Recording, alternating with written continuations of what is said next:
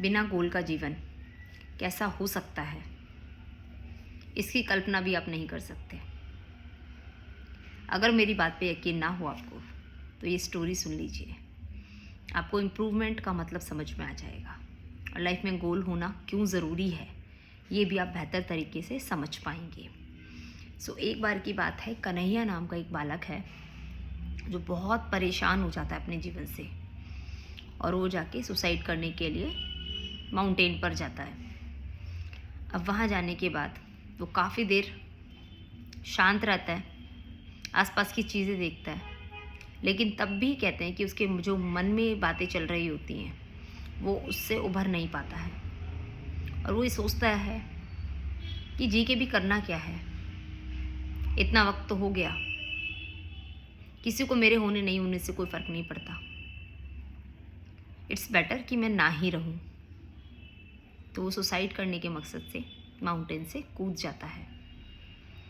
Unfortunately वो एक tree से टकराता है और उसके बाद वो नीचे गिर जाता है। उसका पैर टूट चुका होता है और दर्द इतना ज़्यादा होता है कि कन्हैया रो रहा होता है बुरी तरह, बिकॉज ही डोंट नो अब क्या कैसे करना है। वो खड़ा भी नहीं हो पा रहा होता है। तभी उसकी ये स्थिति देखकर एक साधु वहाँ से निकल रहे होते हैं और वो कन्हैया को कहते हैं, क्या तुम खुश हो इस चोट को देखने के बाद? कन्हैया का माइंड वैसे ही ब्लैंक होता है, वो शांत हो जाता है, एकदम शांत। जो गुरु होते हैं वो कहते हैं तुम मुझसे झूठ नहीं बोल सकते हो, क्या प्रॉब्लम है, किस वजह से इतने ज़्यादा परेशान हो? तो वो कहता है कि मुझे नहीं पता मुझे क्या करना चाहिए, कैसे करना चाहिए, मेरा जन्म का कारण क्या है, या मैं अभी इस उम्र में हूँ तो मुझे नहीं पता कि मुझे क्या करना चाहिए जिससे मैं आगे बढ़ूँ। मुझे कुछ भी नहीं पता, कोई रास्ता समझ नहीं आ रहा। सुसाइड ईजी लगा तो मैंने वो ट्राई किया, बट अफसोस वो भी नहीं हो पाया। अब यहाँ पर जो गुरु हैं वो कहते हैं कि पहली चीज़ तुम्हें खुद को ये समझाना पड़ेगा कि तुम और तुम्हारी लाइफ गोल के बिना नहीं है। अगर ये समझ नहीं आ रहा कि लाइफ में करना क्या है तो अपना समय लो। और अभी मैं तुमसे क्लियरली पूछता हूँ कि अगर मैं तुम्हारी मदद करूँ तो तुम जीवन में आगे बढ़ने का प्रयास करना चाहोगे? तो यहाँ पर जो कन्हैया है वो आंखें नीची करके बैठ जाता है। जो साधु होते हैं वो कहते हैं, कन्हैया शांत होने से कुछ नहीं होगा। अगर तुम इम्प्रूव करना चाहते हो तो आने वाले समय में तुम्हें तुम्हारी लाइफ का गोल भी मिलेगा और तुम बेहतरीन से बेहतरीन बन पाओगे। अगर तुम तैयार हो तभी मैं तुम्हें मदद के लिए आगे लेके जाऊं, अदरवाइज तुमने अपना रास्ता स्वयं चुन लिया है। और यकीन मानना कन्हैया, जो होता है अच्छे के लिए होता है। हमारा जो भाग्य है वो लिखा जा चुका है। तुम्हारा मेरा मिलना यूं ही नहीं हुआ, इसका भी कोई ना कोई कारण है। तो नथिंग इज कोइंसिडेंस। तुमको समझने की ज़रूरत है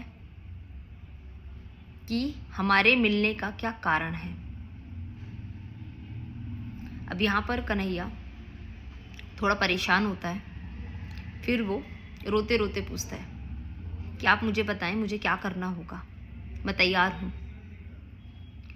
तो वो कहते हैं कि कन्हैया, सबसे पहले चेंज आपकी लाइफ में तभी आएगा जब आप फोकस करोगे, और फोकस बहुत ज़्यादा ज़रूरी है। बिना गोल के इस जंगल में अनेकों पत्थर पड़े हैं। जिस प्रकार जंगल में पड़े हुए रास्ते में इन पत्थरों का कोई मोल नहीं, उसी प्रकार बिना गोल के कोई जीवन का मोल नहीं। अगर उस पत्थर को तरासा जाए या गढ़ा जाए तो चाहे ना चाहे पत्थर की किस्मत बदल ही जाती है और बदल ही जाएगी। तो कहीं ना कहीं हर चीज़ का एक प्रोसेस होता है जिसमें पेशेंस बहुत ज़रूरी है। पत्थर को भी दर्द होगा जब आप उसे घिसोगे, तराशोगे। तो ऐसे ही लाइफ में गोल के लिए प्रोसेस को अंडरस्टैंड करना बहुत ज़रूरी है और फॉलो करना बहुत ज़्यादा ज़रूरी है। अब यहाँ पर जो गुरुदेव हैं वो कहते हैं कि अपने सपनों को, जो भी तुम सपने देख रहे हो, अपने सपनों को ही अपने गोल में कन्वर्ट करो, क्योंकि सपने अक्सर सच हो जाते हैं अगर प्रयास किया जाए तो कहीं ना कहीं बहुत ज़रूरी है। और जीवन में अपने समय को राइट तरीके से यूज़ करो, उसे व्यर्थ मत करो, क्योंकि समय कीमती है। आज की तारीख, आज का वक्त लौट कर नहीं आएगा। और अगर मेरी बात पर यकीन ना हो कन्हैया, तो एक बार अपने पास्ट को देख लो, जन्म के वक्त को देख लो। क्या तुम आज भी वैसे ही दिखते हो, या आज भी वही तारीख में वापस जा पाओगे? तो कहीं ना कहीं समय का उचित उपयोग जीवन में बहुत ज़्यादा ज़रूरी है। नंबर 3, अब मैं आपको एक स्टोरी के थ्रू समझाती हूँ। एक बार की बात है, एक राजा होता है, वो हमेशा अपने काम को नेक्स्ट डे पे टाल देता है और वो इतना ज़्यादा आलसी होता है कि उससे कोई फ़र्क नहीं पड़ता चीज़ें कैसे हो रही हैं, कब होंगी। बहुत ज़्यादा आलसी होता है। उसके आलस के कारण उस पर एक दूसरा राजा हमला कर देता है और वो हार जाता है, क्योंकि वो कोई तैयारी नहीं करता, हमेशा कल पे छोड़ने वाला इंसान होता है, सोचता है कि कल की कल देखेंगे। तो ऐसे लोगों के साथ मुसीबत इतने बड़े लेवल पे आती है जहाँ पे संभालना पॉसिबल नहीं होता। तो क्यों हमें मुसीबत का वेट करना है? समय का उचित उपयोग करिए, टाइमली चीज़ों को डिलीवर करना जीवन में सीखिए। और अगर आपको टाइम मैनेजमेंट नहीं पता तो धीरे धीरे अपनी कमियों पे काम करना शुरू करिए, टाइमली चीज़ें ख़त्म करना शुरू करिए। आप ऑटोमेटिकली टाइम मैनेजमेंट के फॉर्मेट में आ ही जाएंगे।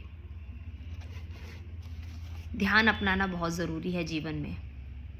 याद रखिए कि जब एक इंसान थकता है या उसके मन में नेगेटिविटी आती है किसी भी तरीके के थॉट्स से, किसी भी वजह से, या लाइफ में इम्बैलेंस होता है जिसकी वजह से स्ट्रेस पड़ता है, तो उसको कूल रखने के लिए मेडिटेशन रामबाण है।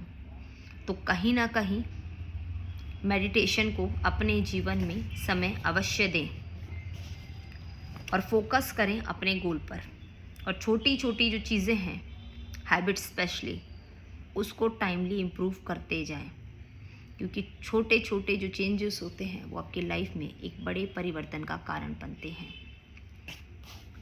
नंबर 7, पॉजिटिव थिंकिंग रखना शुरू करिए।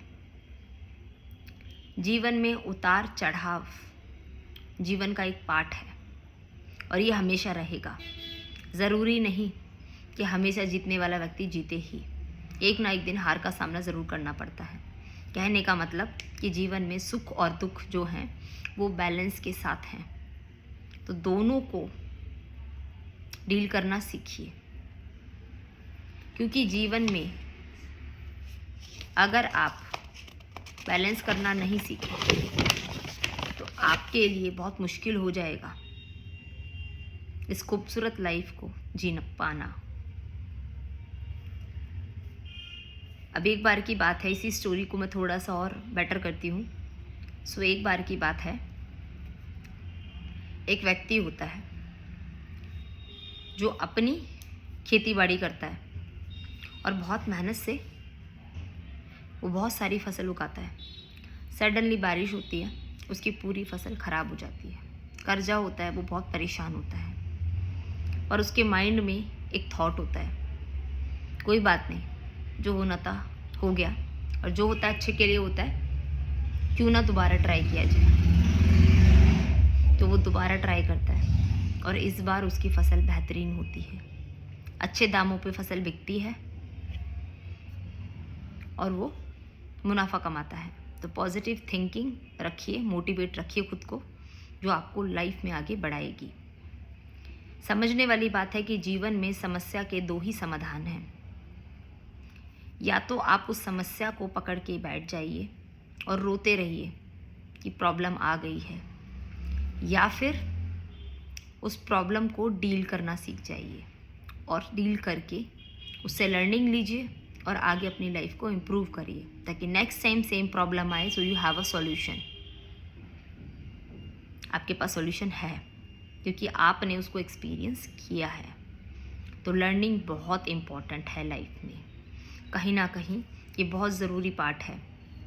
अपनी मिस्टेक से सीखना बहुत ज़रूरी है।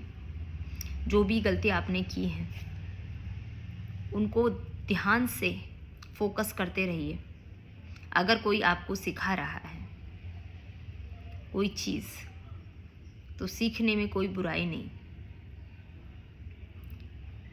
अपने ईगो और एटीट्यूड को साइड रखकर अपने मिस्टेक्स पे काम करिए। ऐसा कहने से लाइफ आगे नहीं बढ़ती है कि हमको तो सब पता है जी, हम तो कर लेंगे जी। ठीक है, सीखने के लिए झुकाव बहुत ज़रूरी है। तो सीखिए और लाइफ में ग्रो करना सीखिए। अब रोज़ नई चीज़ें सीखना भी बहुत ज़रूरी है।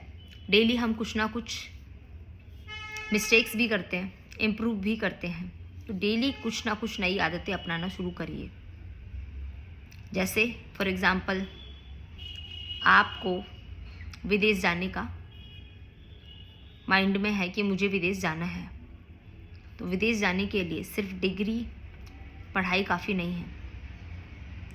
आपको छोटी छोटी बेसिक चीज़ों पे काम टाइमली करना शुरू करना पड़ेगा, क्योंकि डिग्री लेने के बाद भी अगर आप पैरामीटर्स को क्लियर नहीं कर पाए तो कहीं ना कहीं ये सपना टूटेगा। कहने का मतलब है कि किसी भी चीज़ को करने के लिए छोटे छोटे बेबी स्टेप्स, प्रयास बहुत ज़रूरी हैं इम्प्रूवमेंट के, और डेली सीखना बहुत ज़्यादा ज़रूरी है। Never give up attitude life में इतना ज़्यादा ज़रूरी है, या लोग कहते हैं कि क्यों इतना ज़रूरी है। आइए अंडरस्टैंड करते हैं एक स्टोरी के थ्रू। एक बार की बात है, एक मूर्तिकार होता है जो एक बहुत खूबसूरत मूर्ति बना रहा होता है। हर बार वो मूर्ति बनते बनते टूट जाती है और वो अगेन एंड अगेन ट्राई करता रहता है।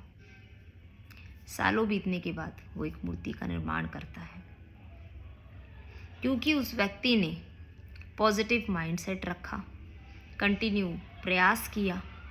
यही एक रीज़न है कि 1 साल के कठिन प्रयास और परिश्रम के बाद जो मूर्ति उसने बनाई वो इतनी कीमती थी कि उसका प्राइस उसको साल की इनकम से 50 गुना ज़्यादा मिला। 50 गुना का मतलब समझते हैं?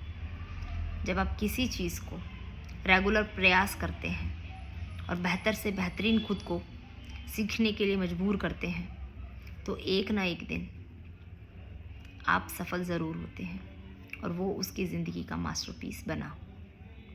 तो जीवन में ये बहुत ज़रूरी है कि शब्दों पे कंट्रोल, रेगुलर प्रयास, regular improvement, positive attitude, learning with never give up attitude, down to earth रहिए, माइंड को बैलेंस करिए। ज़रा ज़रा से चीज़ों से अगर आप पोक हो जाते हैं तो आप समझिए कि कितना इजी है आपके मूड को स्विंग करना किसी के लिए भी। तो don't be easy for everybody, make your self precious. Thank you and have a great day.